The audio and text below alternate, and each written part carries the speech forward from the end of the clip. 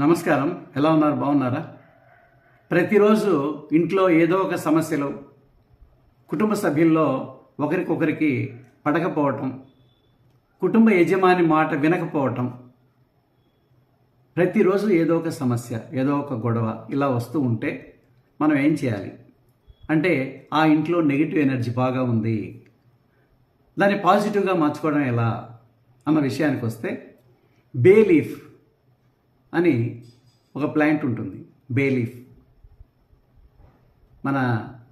దాన్ని ఒక స్పైసీగా బిర్యానీ ఆకు అంటుంటారు. ఆ బే లీఫ్ ప్లాంట్ దొరుకుతుంది. ఆ ప్లాంట్ని మెయిన్ డోర్ పక్కన పెట్టుకోవటం కానీ, లేదా ఎండినటువంటి ఆకులు ఫుడ్ ఐటమ్స్లో వాడుకుంటూ ఉంటాం. అలాంటి బే లీవ్స్ ఒక బౌల్లో వేసి ఈశాన్యంలో పెట్టడం కానీ ఇట్లా చేసినందువల్ల ఆ నెగిటివ్ వైబ్రేషన్ అంతా పోయి పాజిటివ్ వైబ్రేషన్ అనేది క్రియేట్ అవుతుంది.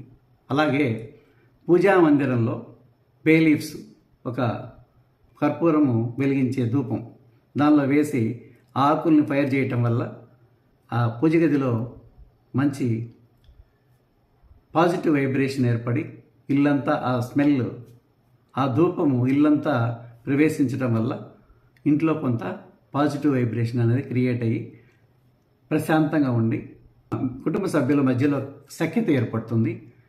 అందువల్ల మీకు మంచి జరుగుతుంది. శుభస్య శీఘ్రం. సర్వే జనా సుఖినో భవంతు.